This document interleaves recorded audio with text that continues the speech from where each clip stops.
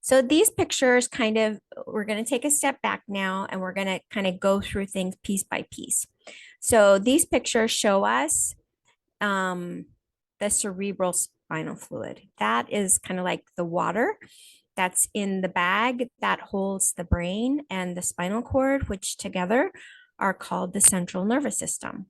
So you can see the blue stuff is the cerebral spinal fluid, and it goes all around that central nervous system, protecting it.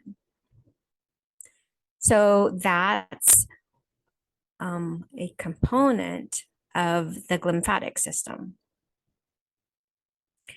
The cerebral spinal fluid has been identified and talked about it for much longer than the lymphatic system.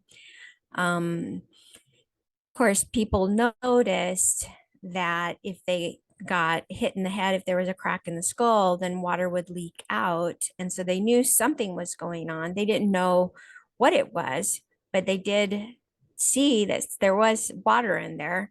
At first, they thought it was a kind of blood that was inside of the nerves that leaked out if there was a skull injury. And later, they did call it lymph.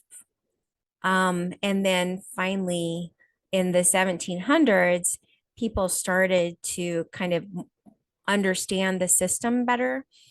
Of course, it goes away, after you die. And so people could see like the ventricles and stuff like that were still there in the brain, but the cerebral spinal fluid took longer to kind of identify and understand. And of course, because everybody was pretty much working in isolation and there was a problem with language and publication, of course, sharing information wasn't really happening. And so what you really had was a number of different people coming to the same conclusions around the same time.